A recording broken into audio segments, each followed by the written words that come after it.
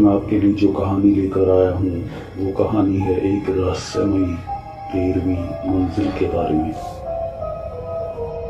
इस कहानी के सभी पात्र व घटनाएं पूर्णतः काल्पनिक है दोस्तों। किसी भी प्रकार का सामंजस्य वास्तविकता के साथ केवल एक संयोग मात्र होगा। कहानी में स्थानों का उल्लेख केवल कहानी को रोचकता प्रदान करने के लिए किया गया है। ये कहानी मैं अमन के नाम से सुनाऊंगा दोस्तों। प्यारे दोस्तों, मेरा नाम अमन है। बात आज से लगभग 15 साल पहले की है। नोएडा शहर में एक नई कॉलोनी में फ्लैटों का निर्माण किया जा रहा था। निर्माण कार्य तेजी से किया जा रहा था। प्रशासन की तरफ से हर एक इमारत में सिर्फ 10 मंजिल बनाने की ही इजाज़त दी गई थी और लगभग 7 मंजिलें बनकर तैयार हो चुकी थी एक बिल्डिंग में। मैं इंटीरियर डिजाइनिंग अर्थात घरों की अंदरूनी साज सज्जा का काम किया करता था। एक बार मैं मेट्रो ट्रेन से किसी व्यक्ति से मिलने कनॉट प्लेस की तरफ जा रहा था क्योंकि मुझे उसके ऑफिस में इंटीरियर का काम करना था। ट्रेन में मेरे साथ बैठी महिला एक स्टेशन आने पर उठी और गेट से बाहर हो गई। हालांकि वो सीट खाली हो चुकी थी, लेकिन फिर भी सामने खड़े हुए व्यक्तियों में से कोई भी उस सीट पर नहीं बैठ रहा था। मैं हैरान था कि कहीं उस सीट पर कुछ लगा तो नहीं है, मगर वो सीट बिल्कुल साफ सुथरी थी। मेरे सामने खड़े हुए लोग लगभग 30 से 35 वर्ष की उम्र तक के लोग थे। वो आपस में बातचीत कर रहे थे। हो सकता है उन्होंने सीट पर ध्यान ही ना दिया हो। मैं ट्रेन में यहाँ वहाँ देख रहा था। एक पल के लिए मैंने अपनी गर्दन ट्रेन में पीछे की तरफ घुमाई और भीड़ का जायजा लेने लगा। फिर मैंने अपनी गर्दन सामने की तरफ की। तभी मैंने देखा कि मेरी बगल की सीट पर एक 55 से 60 वर्ष के बुजुर्ग कहीं से आकर अचानक बैठ गए थे। मैं हैरान था कि उन बुजुर्ग को मैंने आसपास कहीं नहीं देखा था। वो किसी एलियन की तरह अचानक ही आकर सीट पर कहां से विराजमान हो गए। मैं इस बात को लेके बहुत ही संशय भरी नजरों से उन बुजुर्गवार की तरफ देखने लगा। उनके लंबे सफेद और काले बालों का मिश्रण उनके चेहरे को ढके हुए था। मैं हैरान था क्योंकि सीट पे बैठे उस व्यक्ति को मैंने अपने सामने खड़े हुए लोगों में देखा ही नहीं था। उस व्यक्ति ने अपने चेहरे पर लटके बालों को अपने सर के पीछे की तरफ समेटा। उस व्यक्ति के होंठ के दाईं तरफ का गाल लगभग 2 इंच की सीमा तक उसकी खाल उधड़ी हुई सी दिख रही थी, जिसमें से उसके जबड़े के आखिरी सिरे के दांत किसी ज़ॉम्बी की उधड़ी हुई खाल में से दिखने वाले जबड़े जैसे लग रहे थे। मैं सच में अंदर ही अंदर खौफ से घबरा गया था। शायद उस शख्स ने मेरे चेहरे से मेरे डर का अंदाजा लगा लिया था। उस व्यक्ति ने अपने बाल दोबारा अपने चेहरे पे गिराते हुए कहा, घबराओ मत अमन बेटा, तुम जो ये मेरा चेहरे पे चोटों के निशान और फटा हुआ जबड़ा देख रहे हो, ये एक हादसे की वजह से है। मैं नई इमारतें मकान वगैरह बनाने का काम करता हूँ।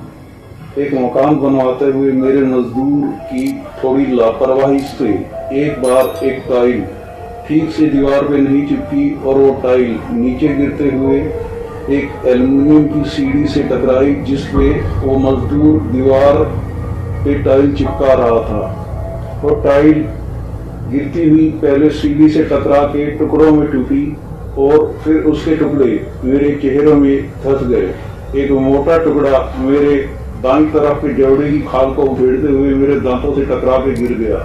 दरअसल मैं हादसे के वक्त में नीचे उस सीढ़ी के पास खड़ा हुआ मुआयना कर रहा था कि गलती से कोई टाइल उल्टी न लग जाए और टाइलों में बना डिजाइन एक ही तरह से लगे। खैर, होने को जो मंजूर था सो हो गया। तुम शायद मुझे कोई भूत समझ बैठे हो बेटा। तुम आराम से बैठो बेटा। ये चेहरा तो अब मेरी जिंदगी का हिस्सा बन चुका है। ओह, तब तो आपको उस चोट से बहुत पीड़ा हुई होगी अंकल, मैंने सहानुभूति जताते हुए पूछा।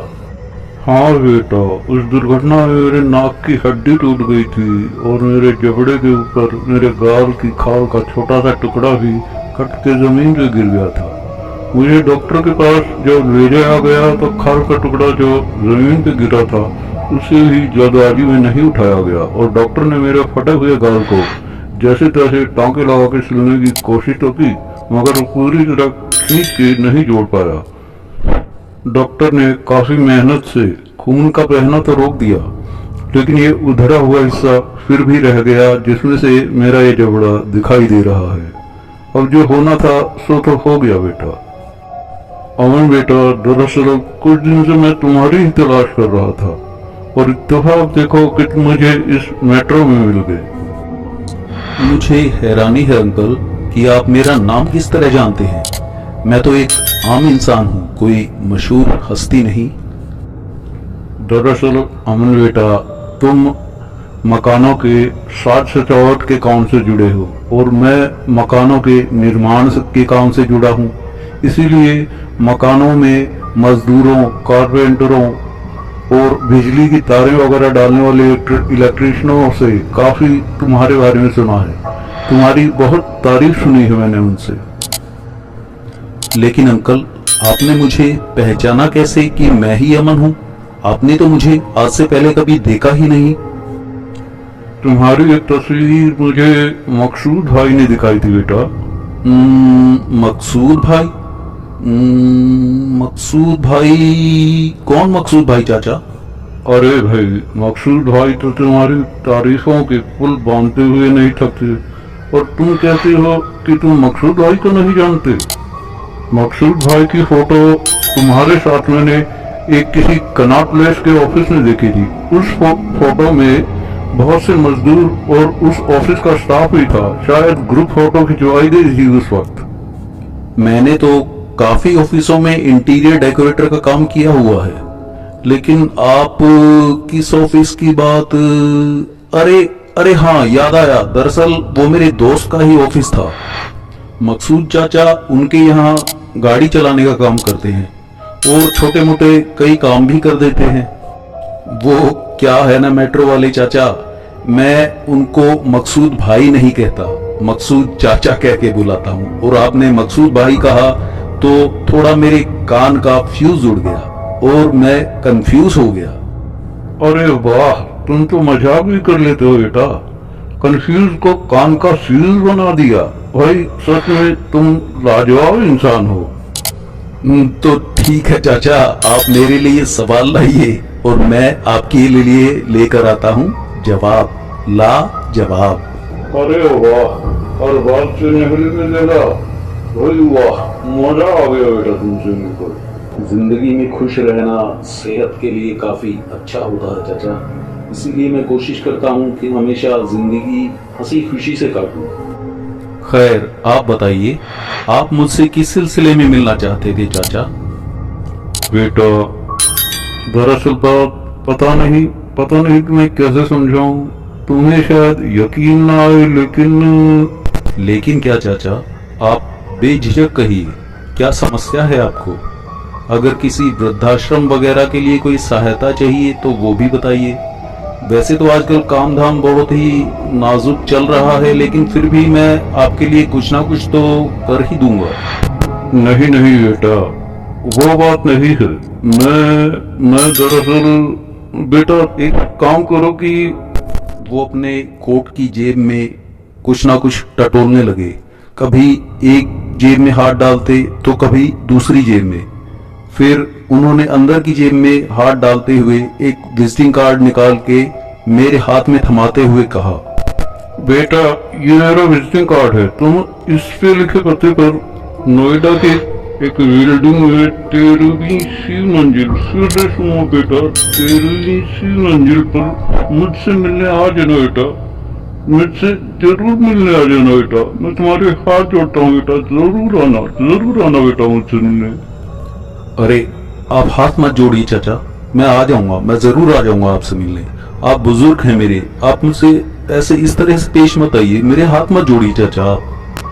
तभी मेट्रो ट्रेन ब्रेक लेने लगी। मैंने उद्घोषिका की आवाज सुनी, ये करोल बाग स्टेशन है, दरवाजे बाईं तरफ खुलेंगे। मैंने उद्घोषिका की ध्वनि से ध्यान हटाया और चाचा के लिए विजिटिंग कार्ड को पढ़ने लगा। उस पर नोएडा की एक जगह का प्लॉट नंबर वगैरह लिखा था और 13C नंबर के साथ कार्ड के ऊपर कोने में प्रोपराइटर के नीचे एक टेलीफोन नंबर दिया था। मैंने विजिटिंग कार्ड पे झुके अपने सर को चाचा की तरफ उठाते हुए कहा, चाचा मैं जरूर आपसे मिलने। मैंने अपना वाक्य पूरा भी नहीं किया था कि जब सर उठा के चाचा की तरफ देखा, लेकिन चाचा तो जैसे प्रकट हुए थे वैसे ही गायब हो गए थे। मैं तुरंत अपनी सीट से उठा और ट्रेन की बोगी छोड़ के बाहर हो लिया। वो बुजुर्गवार अभी अभी मेरी बगल में बैठे थे और अचानक गायब। मैंने करोल बाग स्टेशन के अंदर सीढ़ियों में, लिफ्ट पे, आसपास सब जगह देखा। एग्जिट बैरिकेड के पास खड़े होकर बाहर जाने वाले यात्रियों पे भी नजर दौड़ाई। मैं ट्रेन की पटरी के एक फ्लोर नीचे था। इस फ्लोर की बीच की गैलरी से मैं विपरीत दिशा की तरफ गया और वहां पे भी सीढ़ियां इत्यादि सब जगह मैंने देखा, लेकिन वो बुजुर्गवार मुझे कहीं दिखाई नहीं दिए। किसी चमत्कार की तरह वो गायब हो चुके थे। मेट्रो चाचा को ढूंढने के लिए मैं अपनी ट्रेन भी छोड़ चुका था। मैं वापस आकर उन यात्रियों के साथ खड़ा हो गया जो राजीव चौक की तरफ जा रहे थे और दूसरी ट्रेन की प्रतीक्षा करने लगा। मन में सिर्फ एक ही सवाल था, कौन थे वो मेट्रो चाचा और किस 13वीं C मंजिल के बारे में बात कर रहे थे। मेट्रो चाचा ने मुझे बताया ही नहीं था कि मैं उनसे नोएडा मिलने कब जाऊं। मैं निराश सा वापस आके राजीव चौक की तरफ जाने वाले यात्रियों के साथ आके खड़ा हुआ और पीछे से आ रही ट्रेन जब स्टेशन पे रुकी तो मैं उसमें सवार हो गया।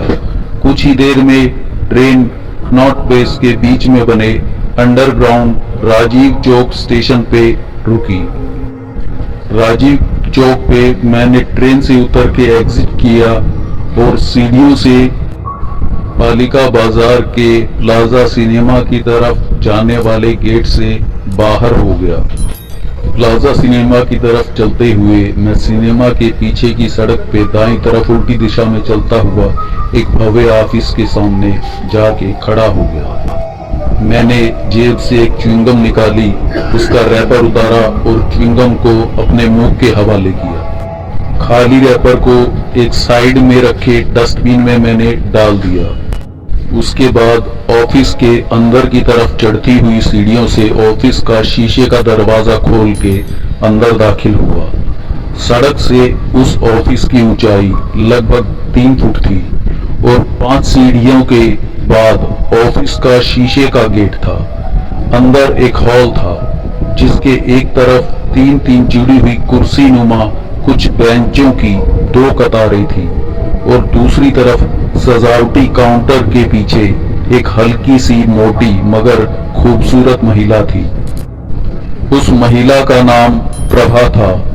आज ऑफिस ग्राहकों के लिए बंद था। कैसे मिजाज हैं प्रभा जी? मैंने पूछा। इस नोई झगड़ालू सीट पर बैठ के कैसे मिजाज हो सकते हैं किसी के? सुबह से कस्टमर के साथ सर खपाते खपाते दिमाग बिल्कुल खाली हो जाता है। गनीमत है कि आज कस्टमर्स के लिए ऑफिस बंद है। मैं आपकी बात से इत्तेफाक नहीं रखता प्रभा जी। आपका मतलब है मैं झूठ बोल रही हूँ? आप सिर्फ हफ्ता भर बैठ के देखिए इस सीट पर, तब आपको पता चलेगा कि कस्टमर्स किस तरह दिमाग चाट जाते हैं। मैं ये तो मान सकता हूँ कि आपके ग्राहक मेरा भेजा फ्राई करके चटकारे ले लेके चाट जाएं, मगर आपके दिमाग को चाटना तो दूर रहा, वो सूंघने से भी मना कर देंगे। अरे भाई, कोई इंसान दिमाग का भूसा खा के अपना हाजमा थोड़ा ही बिगाड़ना चाहेगा। यू नॉटी, जाओ, मैं तुम्हारा चेक नहीं देती। अरे ना ना मिस अल्बर्ट आइंस्टीन, ऐसा जुल्म मत कीजिएगा। वरना घुइयां की जड़ घोल घोल के पीने के दिन आ जाएंगे। कुछ तो तरस खाइए अपने इस होने वाले एडम पर। बड़े हैं मेरे एडम बनने वाले। शक्ल देखी है आईने में, बंदर चुकंदर कहीं के। हाय रे मेरी मोटो, कुर्बान जाऊं तुम्हारी इस नखरीली अदा पे। हटो भी, अब छेड़ो मत। ये पकड़ो अपना चक और पैरों पे तेल लगा के रपट लो। अमन ने भाप लिया था कि प्रभा बोलचाल में तो ठीक दिखाई दे रही है, लेकिन कहीं ना कहीं वो घबराई हुई सी है। रपट तो हम लेंगे मोहतरमा, मगर आज शाम को मिलने का वादा लेके। प्लाजा पे बहुत रोमांटिक मूवी लगी है, तुम्हें तो मालूम ही होगा। यहाँ पे तो रहती हो। हाँ, बिल्कुल मालूम है। मूवी का नाम है आशिक का जनाजा है, जरा धूम से निकले। लाहौल वला कुव्वत, अजी जनाजा निकले आपके दुश्मनों का। हम आपके होने वाले खिदमतगार खादिम हैं, खूब पांव दबा दबा के खिदमत करेंगे आपकी, मगर आफ्टर मैरिज। अभी उनकी बातें चल ही रही थी कि उस हॉल के आखिर में सीढ़ियों के साथ वाले कमरे का दरवाजा खुला और उसमें से कंपनी के सीईओ मिस्टर दीपक राजदान निकले और रिसेप्शन काउंटर पर पहुंच के अमन से बोले, ओहो, आज तो पक्का बारिश होने के आसार हैं। मेरा प्यारा लेट लतीफ आज वक्त पे आ पहुंचा। जानती हो प्रभा, अमन को हम कॉलेज में घड़ी की सुई का टेढ़ा काटा कह के बुलाते थे। वो दिन भी क्या दिन थे। कॉलेज के बाद पापा ने मुझे बिजनेस में बिजी कर दिया और अमन ने इंटीरियर डिजाइनिंग का कोर्स ज्वाइन कर लिया। अब तो जनाब से तभी मुलाकात हो पाती है जब अपने अलग अलग ऑफिसेज में मैं इनको याद फरमा के इंटीरियर के लिए राय मशविरा करके इसे काम सौंपता हूँ। मैं तो चाहता था कि मेरा यार मेरे साथ ही कंपनी में काम करे। पापा ने फिलहाल मुझे 20% का पार्टनर बनाया है, जिसमें से मैं इसे अपने साथ 10% का पार्टनर बनाना चाहता था, मगर जनाब को तो खुददारी नाम के कीड़े ने काटा हुआ है। मैं तो जैसे इसका कुछ लगता ही नहीं। अलग माँ की कोख से पैदा हुआ हूं ना। मैंने दीपक की बात काटते हुए कहा, यार दीपक, तुझे कितनी बार कहा है कि हमारे माता पिता हम दोनों के लिए अलग अलग नहीं हैं। अरे पगले, ये सोच कि परमात्मा ने हम दोनों भाइयों को दो दो माँ दी हैं। मैंने कहा, और दो दो खड़ूस पापा भी दिए हैं, जो डांट खिलाने से मौका मिलते ही चूकते नहीं। वैसे अब डांट पिलाने के लिए घर में एक भाभी भी बढ़ने वाली हैं। क्यों अमन मियां, ठीक कह रहा हूं ना मैं? दीपक ने मुझसे कहा, अरे क्या बात कर रहा है? क्या अंकल आंटी ने तेरे लिए कोई लड़की ढूंढ ली है और मुझे खबर तक नहीं की? मैंने जवाब दिया, हाँ लड़की तो ढूंढ ली है, मगर मेरे लिए नहीं बुद्धू, तेरे लिए। दीपक ने कहा, क्या मेरे लिए? मगर मैंने आप लोगों का क्या बिगाड़ा है भाई, जो मेरी आजादी छीनना चाहते हैं आप लोग? मैंने हैरानी से कहा, अब तो बात तय भी हो चुकी है, अब पलटना असंभव है भ्राताश्री। क्यों प्रभा जी, क्या कहती हैं आप? दीपक ने कहा। अमन गौर से प्रभा के मन को भांपने की कोशिश कर रहा था। लेकिन सर, मेरी राय में तो आप अमन जी से ही पूछ लेते। प्रभा इतना कह के अपना नीचे का होठ चबाते हुए जमीन की तरफ देखने लगी। वो तो मैं इस बंदर चुकंदर से पूछ ही लूंगा। फिलहाल तो आप मिस्टर अमन को वो मूवी दिखाने ले जाइए। वो, अरे क्या बेढंगा सा नाम था उसका? अरे हाँ, याद आया, आशिक का जनाजा है, जरा धूम से निकले, समझी प्रभा भाभी जी? जी। प्रभा ने हैरानी से दीपक की तरफ देखा था। जी, दीपक ने जी का जवाब पलट के जी में दिया था। ओ, तो गोया हमारी बातें मेरे प्यारे भाईजान केबिन में बैठे बड़े प्यार से सुन रहे थे, मैंने कहा। जी हाँ मियाँ कबूतर। ओह माफ करना, कबूतर नहीं, बंदर चुकंदर। इश्क और मुश्क छुपाए नहीं छुपते। वैसे अब प्रभा भाभी को ये रिसेप्शन की सीट खाली करनी पड़ेगी। क्यों सर, मैंने कभी काम में कोई कोताही नहीं बरती और ना ही कभी कोई गलती की है आज तक।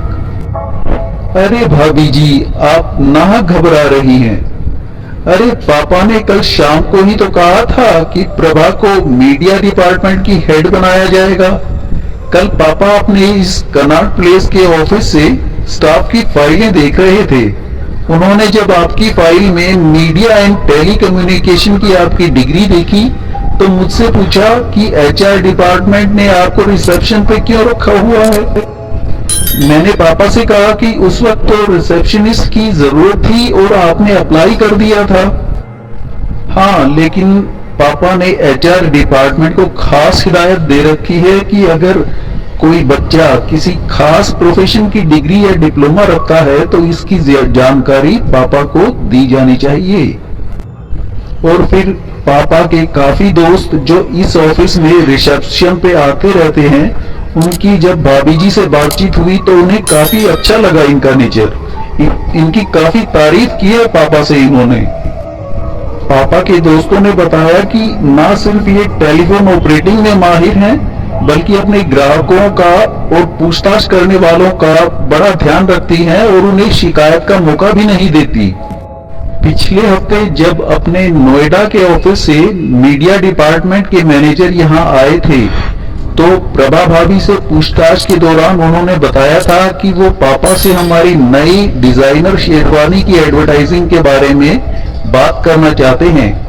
तब भाभी जी ने ही मशवरा दिया था कि किसी फिल्म स्टार की बजाय किसी चर्चित टीवी सीरियल के एक्टर को एडवर्टाइजिंग में लेना ज्यादा बेहतर होगा, क्योंकि टीवी सीरियल लोग रोजाना देखा करते हैं और ज्यादा लोगों द्वारा देखा जाता है।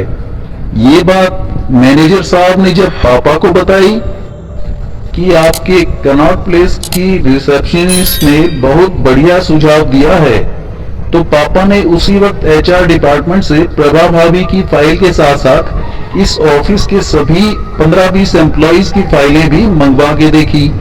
भाभी जी की एजुकेशनल क्वालिफिकेशन वगैरह के पेपर्स खुद जांच किए। और दूसरी अहम बात ये कि पहले जिस डिजाइनर शेरवानी की एड के लिए फिल्म स्टार को ज्यादा फीस देनी पड़ती थी, उसके मुकाबले किसी टीवी स्टार को काफी कम फीस देनी पड़ेगी और कंपनी की बचत भी होगी। इसीलिए प्रभा भाभी, आप ये मत समझिएगा कि आप मेरी भाभी बनने जा रही हैं, इसीलिए आप पे मेहरबानी की जा रही है। मेहरबानी की बीन तो मैंने कभी अपने इस लजीज मेरा मतलब है अपने इस अजीज सड़े चुकंदर के लिए भी नहीं बजाई। बिजनेस का असूल यही कहता है कि भले ही आप किसी अनपढ़ जरूरतमंद तक को उसकी काबिलियत के मुताबिक कोई रोजगार दे दो, मगर उसे मुफ्त की रोटियां या रेवड़ियां मत दो। अमन तो जानता ही है कि पापा ने बहुत से अनपढ़ों को रोजगार दिया है। शुरू में वो अनपढ़ मजदूर माल की लोडिंग, अनलोडिंग और छोटे मोटे काम करते रहते हैं और शाम की शिफ्ट में प्रौढ़ शिक्षा आदि के माध्यम से जैसे जैसे वो अपनी पढ़ाई में आगे बढ़ते जाते हैं, उनको बेहतर रोजगार भी मिलता जाता है और तरक्की भी दी जाती है। आप लोग फरिश्ते हैं सर, प्रभा ने कहा। सर नहीं भाभी जी, देवर जी कहिए, देवर जी। सर तो मैं सिर्फ ऑफिस में हूँ और आज जब ऑफिस की छुट्टी है तो मेरा भाई अमन और मेरी देवी जैसी भाभी प्रभा और मैं, हम तीनों ही तो हैं ऑफिस में। तो सर का तकल्लुफ किस लिए? देवर को देवर ही रहने दीजिए। भाई ये तुम दोनों देवर भाभी खुद मिलके डिसाइड करो कि कौन किसको क्या कहेगा, मैंने जवाब दिया। मगर कल से तो भाभी को नोएडा के ऑफिस में जाके वो पुरानी मीडिया डिपार्टमेंट की कुर्सी जाके तोड़नी है। बहुत पुरानी हो गई है, टूट ही नहीं रही है। शायद भाभी जी के वजन से वो कुर्सी टूट जाए और मीडिया डिपार्टमेंट को नई कुर्सी नसीब हो जाए। दीपक ने चुटकी लेते हुए कहा, जी मैं कॉफी बना के लाती हूँ। ऐसा कहकर प्रभा उस कोने वाले केबिन की तरफ बढ़ जाती है जहां कॉफी की मशीन रखी थी। इन सब बातों के बीच मैं मन ही मन सोच रहा था कि नोएडा वाले मेट्रो चाचा कहना क्या चाहते थे। मेरे दिमाग में रह रहकर नोएडा की एक बिल्डिंग की 13C नंबर इमारत घूम रही थी। दीपक ने अमन से कहा, कल से आपको अपनी शरीके हवालात से मिलने नोएडा तक भागदौड़ करनी पड़ेगी दाता अमन। वाह क्या जुमला दिया है मेरे सड़े कद्दू की गली खिचड़ी के शोरबे। शरीके हवालात, वाह भाई वाह। अरे सुन रही है ना मेरी शरीके हवालात। मैंने दीपक की बात का जवाब देते हुए प्रभा को सुनाने की एवज में ऊंची आवाज में कहा था, तो भ्राताश्री कल से तैयार रहिएगा अपने नोएडा के मीडिया डिपार्टमेंट में धक्के खाने के लिए, क्योंकि कल से भाभी जी वहीं की कुर्सी तोड़ेंगी। नोएडा, ये शब्द मेरे जहन में गूंजा। अरे नोएडा में तो मुझे अपने प्यारे भूतिया मेट्रो चाचा से भी तो मिलना है, मगर कब, किस वक्त और कहां? कौन सी बिल्डिंग है वो? सेक्टर 93 की? मेट्रो चाचा ने तो कुछ अभी तक बताया भी तो नहीं है। तभी रिसेप्शन के फोन की घंटी बजी। फोन दीपक ने उठाया। Hello, Rajdan designers and dressings, कहिए मैं आपकी क्या खिदमत कर सकता हूँ? जी मुझे मिस्टर अमन से बात करनी है। दूसरी तरफ से आवाज आई, जी कहिए मैं अमन ही बोल रहा हूँ। दीपक ने झूठ बोल दिया। अरे बेटा, मुझ बूढ़े से मजाक करके तुम्हें क्या मिल जाएगा? दूसरी तरफ से आवाज आई, जी रुकिए बात करवाता हूँ अमन से, आपने तो पकड़ ही लिया। दीपक ने फोन का माउथ पीस मुझे थमाया। माउथ पीस में से आवाज आई, अमन बेटा भूल गए क्या अपने मेट्रो वाले चाचा को? अरे चाचा, आपके पास इस ऑफिस का नंबर, मगर कहाँ से मिला आपको ये नंबर? अरे भाई, अपने मकसूद भाई ने ही तो दिया था बेटा। अरे बेटा, दरअसल बात ये है कि मैं तुम्हें मिलने का वक्त तो बताना भूल ही गया था। नोएडा के सेक्टर 93 में जब आओगे तो तुम्हें एक नई बिल्डिंग बनती हुई दिखाई देगी। आज रात को 10 बजे चले जाना वहाँ पे। इतना कहते ही उन्होंने फोन काट दिया। दीपक ने मुझसे पूछा, कौन था अमन? किसका फोन था यार? कुछ नहीं यार, एक क्लाइंट था, इंटीरियर करवाना चाहता है, मैंने कहा। तब तक प्रभा भी एक ट्रे में 3 छोटे मग में कॉफी लेकर रिसेप्शन के काउंटर पर पहुंच गई थी। हम तीनों ने धीरे धीरे कॉफी खत्म की। कॉफी खत्म करने के बाद दीपक ने कहा, यार अभी जो फोन आया था उन चाचा की आवाज बड़ी अजीब थी। भाई उनके चेहरे पे चोट लगी है, उनका होंठ काफी कटा हुआ है, इसलिए उनकी आवाज ऐसी थी। मैंने जवाब दिया, अरे यार अमन, मुझे तो अभी एक मीटिंग के लिए निकलना है, तुम ऐसा करना कि प्रभा भाभी को मूवी दिखाने के लिए ले जाना। मैंने देवेन काका को बोल दिया था कि आज 2:30 बजे आ जाएं और ऑफिस बंद कर गए चाबी अपने साथ ले जाएं। 2:20 का वक्त तो हो ही गया है, आप लोग तब तक एक एक कॉफी और पीजिए और वहाँ किचन में कॉफी मशीन के ऊपर रैक के ऊपर एक कैसरोल में गर्मा गर्म पकौड़े माँ ने खास तुम दोनों के लिए भिजवाए हैं। दीपक ने कहा। मैंने पलट कर शिकायत भरे लहजे में कहा, अबे घोंचू, माँ ने इतने प्यार से पकोड़े बना के भेजे तो पहले ही बता देता, पहले ही कॉफी के साथ खा लेते, मैंने कहा। इस पर दीपक ने जवाब दिया, अरे यार, भाई भाभी की मीठी तकरार में मन अटक गया था, मैं भूल ही गया कि माँ ने पकोड़े भिजवाए हैं। सॉरी भाई, मैं अपनी गलती मानता हूँ। अच्छा तुम लोग कॉफी और पकोड़े का आनंद लो और मुझे आज्ञा दो, मैं निकलता हूँ। देवेन काका के आने के बाद तुम लोग मूवी देखने निकल जाना, काका ऑफिस को खुद ब खुद लॉक कर देंगे। दीपक ने कहा, ठीक है दीपक, तुम चलो, मगर गाड़ी जरा धीरे चलाया करो बुद्धू, जल्दबाजी मत किया करो, हमेशा हवा में उड़ते रहते हो तुम।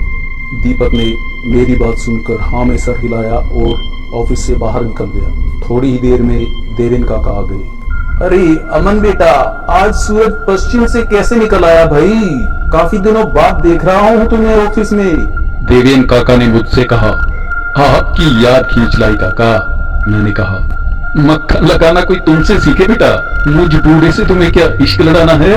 क्यों प्रभा बिटिया, ठीक कह रहा हूं ना मैं? काका ने चुटकी लेते हुए कहा। ओहो, तो इसका मतलब है कि मैं जब भी आपके ऑफिस में आता हूं तब आप मेरी और प्रभा की जासूसी करते हैं, क्यों काका? यही बात है ना? मैंने काका से अपनेपन के साथ शिकायत की। परमात्मा तुम दोनों को जल्दी प्रणय सूत्र में बांध दे बेटा। राम मिलाई जोड़ी, एक बातुनी और दूसरा गपोड़ी।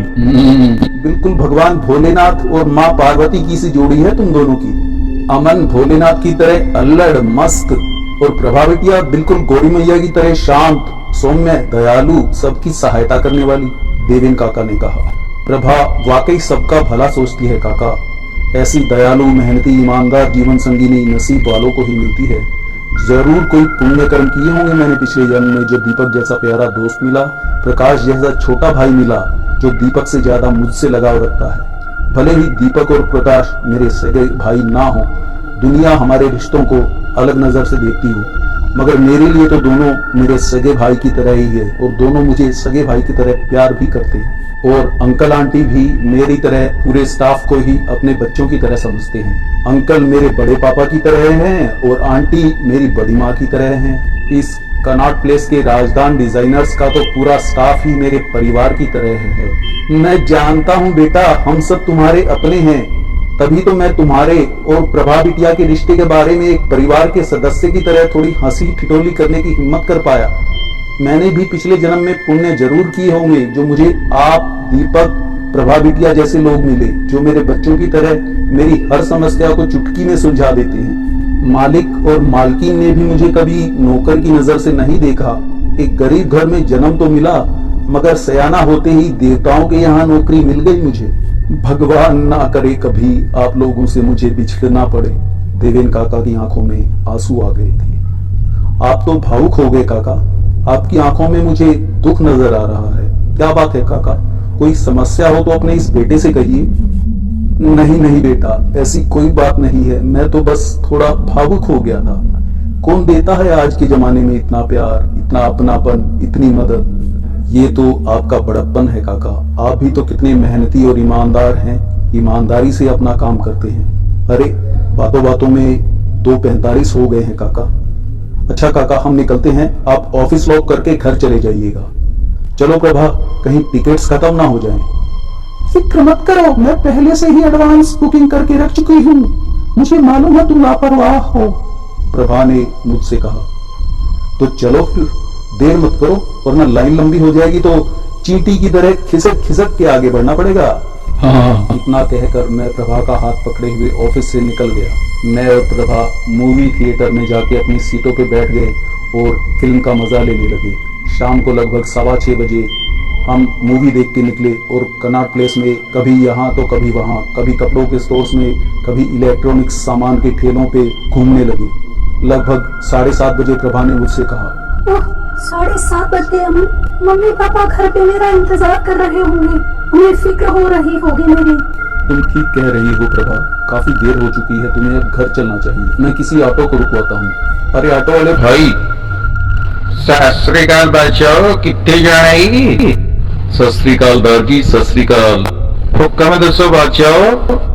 वीर जी, मैडम को जरा तिलक नगर तक छोड़ना है। ये लीजिए, ये 150 रुपए रख लीजिए और कोशिश कीजिएगा कि ऑटो जहां तक जा सके वहां तक घर के पास तक ले जाके इनको छोड़िए। और तुसी फिक्र ना करो बच्चों, भैन जी नूं मैं बिल्कुल घर छड्डांगा, ओदा वीर ओदे नाल हैगा है। शुक्रिया सरदार जी। अच्छा प्रभा, अब तुम चलो, ठीक है? Bye bye. Bye bye Aman, अपना ध्यान रखना। ठीक है प्रभा, अब नोएडा में मिलेंगे। कल से तो तुम्हारी ड्यूटी वहीं पे लगेगी। सरदार जी थोड़ा ध्यान से लेके जाइएगा। वो फिक्र ना करो बच्चों, चिंता ही ना करो तुसी। ओके, हम चलते हैं आप। सरदार जी ने अपना ऑटो स्टार्ट किया और निकल लिए। तो दोस्तों, ये था कहानी का तीसरा भाग। कहानी के अगले भाग में हम आपसे अगली वीडियो में मिलेंगे। तब तक के लिए अलविदा, टाटा, बाय बाय, सायोनारा। नमस्कार दोस्तों, RH स्टोरीज में आपका स्वागत है। दोस्तों, आप आनंद ले रहे हैं कहानी 13वीं मंजिल का। इस कहानी के तीसरे भाग में आपने जाना कि अमन अपने दोस्त दीपक के ऑफिस में कनॉट प्लेस पहुंचता है और वहां से अपने फियांसे को लेके एक मूवी देखने चला जाता है। मूवी देखने के बाद दोनों कनॉट प्लेस घूमते हैं और उसके बाद अमन अपने फियांसे को एक ऑटो के जरिए उसके घर विदा करता है। अब आगे। थैंक गॉड कि ऑटो खाली मिल गया। अब प्रभा वक्त से घर पहुंच जाएगी।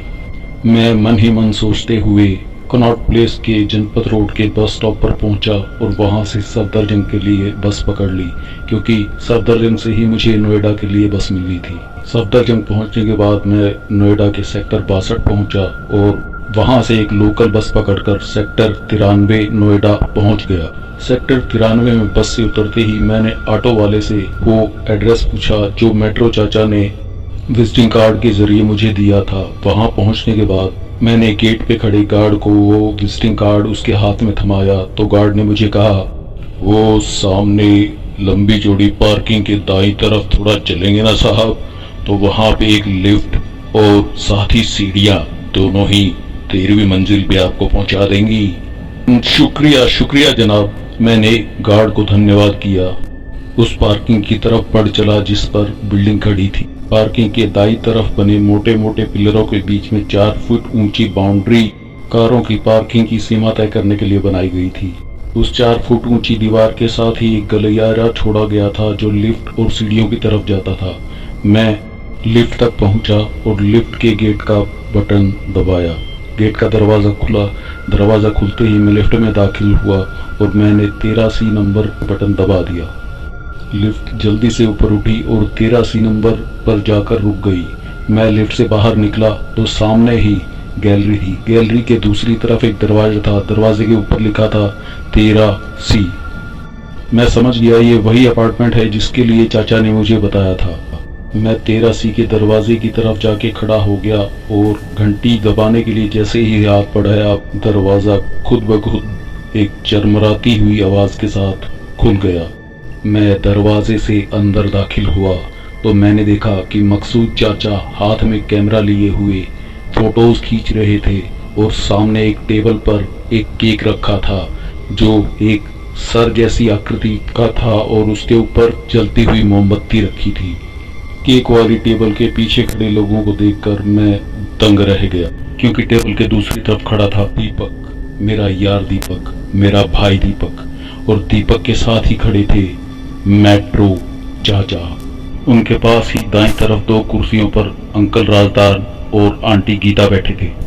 दीपक और मेट्रो चाचा के बाईं तरफ एक आदमी एक कुर्सी पे बंधा हुआ बैठा था जिसके मुंह पर एक टेप चिपकी हुई थी। मैंने दीपक और मेट्रो वाले चाचा से पूछा, मेट्रो वाले चाचा ये कैसी बनावट है, ये सब क्या है दीपक, और ये सीट पे बंधा हुआ आदमी कौन है, कोई चोर है क्या, पुलिस को फोन किया या नहीं? जवाब मेट्रो चाचा ने दिया था, पापी है ये, हत्यारा है अमन बेटा, हत्यारा, तुम इस पर ध्यान मत दो। ये चलता था राजदान साहब और दीपक की तरक्की से। इम्तियाज नाम का यह शख्स किसी जमाने में राजदान साहब के साथ दिल्ली के चांदनी चौक में एक कपड़ों के व्यापारी के पास काम करता था, मेट्रो चाचा ने बताया। मैं मन ही मन सोच रहा था कि काश मेट्रो चाचा का होठ ठीक होता तो उन्हें बोलते हुए इतनी तकलीफ ना होती। मेरा ऐसा सोचना ही था कि मेरे देखते ही देखते मेट्रो चाचा का होठ बिल्कुल ठीक हो गया। मेट्रो चाचा ने मुझे कहा, तुम सच्चे दिल के इंसान हो अमन बेटा, तुमने ख्वाहिश की और मेरा होठ ठीक हो गया। मेट्रो चाचा की हर बात मुझे हैरानी में डाल रही थी। मैं यही सोच रहा था कि मेट्रो चाचा इतने रहस्यमयी कैसे हैं, कैसे वो सब कुछ जान लेते हैं, कैसे उन्होंने मेरे मन को पढ़ लिया। मेट्रो चाचा ने कहा, अपने दिमाग को सोचों में मत उलझाओ बेटा। हाँ, तो मैं तुम्हें बता रहा था कि इम्तियाज नाम का ये शख्स चांदनी चौक में किसी पुराने जमाने में राजदान साहब के साथ एक कपड़ों की दुकान पर काम किया करता था। राजदान साहब ने अपनी ईमानदारी और मेहनत से अपने मालिक के काम में दिन दुगनी और रात चौगनी तरक्की कर दी थी। राजदान साहब के मालिक ने खुश होकर कपड़ों की एक दुकान में 50% का हिस्सेदार बना लिया था। एक बार राजदान साहब ने इम्तियाज को महंगी लखनवी शेरवानी और लाखों रुपए की महंगी कीमती रेशम की साड़ियों का बंडल गोदाम में से चोरी करते हुए पकड़ लिया था और मालिक को बता दिया था। मालिक ने इम्तियाज की पुरानी नौकरी का ख्याल रखते हुए पुलिस के हवाले तो नहीं किया, मगर नौकरी से निकाल दिया।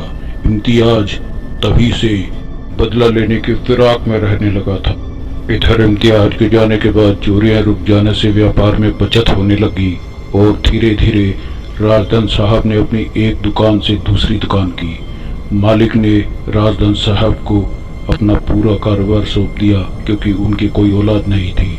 मालिक ने राजदान साहब को अपनी जायदाद की पूरी जिम्मेदारी दे दी। धीरे धीरे राजदान साहब एक मिल के मालिक बन गए। एक दिन मालिक साहब भगवान को प्यारे हो गए। अब कारोबार की जिम्मेदारी राजदान साहब पूरी तरह संभालने लगे। एक दिन राजदान साहब अपने बागीचे में बैठे अखबार पढ़ रहे थे तो उन्होंने सामने अपने बंगले के गेट पे देखा कि इम्तियाज गार्ड के आगे हाथ जोड़े गिड़गिड़ा रहा है। राजदान साहब ने इम्तियाज को अपने पास बुलाया। इम्तियाज इनके सामने आके गिड़गिड़ाने लगा और अपने भूखे भी बच्चों की दुहाई दी। इम्तियाज ने बताया कि मालिक साहब के काम से निकाले जाने के बाद उसने एक मोटर गैराज में कुछ साल के लिए काम किया था, लेकिन वो गैराज भी बंद हो चुका था। वो कुछ भी काम कर लेगा, उसने कहा। राजदान साहब ने इस पे तरस खा के इसे नौकरी पे रख लिया और ड्राइवर के तौर पे इसे नौकरी दे दी। शुरुआत में तो इसने राजदान साहब का विश्वास जीतने के लिए बड़ी ईमानदारी से और मेहनत से काम किया। धीरे धीरे ये राजदान साहब का पर्सनल ड्राइवर बन गया। मैकेनिक होने की वजह से इम्तियाज गाड़ियों की छोटी मोटी कमियों को खुद ही दूर कर देता था। ये तो बहुत ही एहसान फरामोश किस्म का इंसान है चाचा, मैंने मेट्रो चाचा से कहा। अरे बाकी बातें बाद में बताइएगा चाचा, पहले मैं जरा फोटो तो खींच लूं अपने यार की, अपने चाचा जी अपनी चाची जी की। लाइए मकसूद चाचा, कैमरा मुझे सौंपिए। ये कहते हुए मैंने मकसूद चाचा से कैमरा लेने की कोशिश की तो मकसूद चाचा ने कैमरा वापस खींचते हुए मुझे कहा, हमार मियाँ, ये कैमरा कोई आम कैमरा नहीं है। इस कैमरे की आंख से देखते हुए जो भी इस 13वीं मंजिल का राज जान जाता है ना, वो जान से जाता है बेटा, जरा संभल के। ऐसा कहते हुए मकसूद चाचा ने कैमरे वाला हाथ ऊपर उठा के हवा में जैसे ही हिलाया वैसे ही उनके हाथों से वो कैमरा हवा हो गया, गायब हो गया था वो कैमरा। ये सब देख के मैं अंदर ही अंदर घबरा गया था। तभी मैंने घड़ी की टिक टिक की तेज आवाज सुनी। ऐसे लग रहा था जैसे घंटा घर के घंटे बज रहे हों। घड़ी की टिक टिक की आखिरी घंटी बजी और तभी मेट्रो चाचा की आवाज मेरे कानों में गूंजी। अरे भाई सब बोलिए, हैप्पी 13वीं टू मी। सब लोग बोलने लगे, हैप्पी 13वीं टू मेट्रो चाचा, हैप्पी 13वीं टू मेट्रो चाचा। तभी मेट्रो चाचा ने अपने पैरों के पास से कुछ उठाया। अरे ये तो मोटा सा हथौड़ा है, मेरे मुंह से निकला। मेट्रो चाचा जोर से बोले, जाट मरा तब जानिए जब 13 हो जाए। और इसी के साथ उन्होंने हथौड़ा मेज पे रखे उस इंसानी सर जैसी बनावट के केक पे दे मारा। केक के फटने के साथ साथ कुर्सी पे बंधे उस शख्स के सर के भी परकच्चे उड़ गए थे। उसके बाद मैं बेहोश हो गया और जब मुझे होश आया तो मैं मेट्रो ट्रेन की उसी सीट पर बैठा था जिस पर मेरे साथ एक अखबार रखा था। मैंने उस पर छपी खबर को पढ़ा। खबर में लिखा था कि कार दुर्घटना के हादसे में एक मशहूर कारोबारी राजदान जी की मौत। मैंने फौरन वो अखबार उठाया और पूरी खबर पढ़ने लगा। खबर में छपा था कि हिमाचल में कुल्लू मनाली की तरफ जाने वाली सड़क पे राजदान जी की कार बेकाबू होकर एक खाई में जा गिरी। कार चालक मकसूद के साथ साथ कारोबारी राजदान जी, उनकी पत्नी गीता देवी और उनका बेटा दीपक राजदान मौके पे ही मारे गए। उसी खबर के नीचे एक छोटी खबर भी छपी थी लिखा था, नोएडा की 7 मंजिला इमारत की छत से गिरकर एक व्यक्ति की मौत। व्यक्ति का सर जमीन पे सड़क से टकरा के तरबूज की तरह फट गया था। मरने वाले की शिनाख्त इम्तियाज के रूप में उसके ड्राइविंग लाइसेंस से हुई है। मैं मेट्रो में अपनी सीट में बैठा हुआ हैरानी से सोच रहा था कि वो 13वीं मंजिल क्या हवा में बनी थी या फिर ये सब एक सपना था। मगर हकीकत ये भी थी कि मेरे प्यारे बड़े पापा और बड़ी माँ उर्फ अंकल आंटी और मेरे भाई जैसा मेरा प्यारा, मेरा जिगरी, मेरा दोस्त दीपक अब इस दुनिया में नहीं थे। वो खबर, वो अखबार झूठा नहीं था। अब छोटे भाई प्रकाश राजदान की जिम्मेदारी मुझे और प्रभा को पूरी करनी है। मैंने जेब से रुमाल निकाला और मुंह ढक के सुबकने लगा। मैं सोच रहा था कि वो मेट्रो चाचा कौन थे। तभी मेरे कानों में आवाज आई, क्या तुम्हारा तभी जानिए जब 13वीं हो जाए। दोस्तों, क्या आप लोग बता सकते हैं कि वो मेट्रो चाचा कौन थे? आज मेट्रो चाचा फिर मेट्रो में एक व्यक्ति के साथ वाली सीट पे अचानक प्रकट हो गए। कौन सा किस्सा सुनाएंगे मेट्रो चाचा नए मेट्रो मुसाफिर को, और कब सुनाएंगे अपना ये किस्सा? You scared the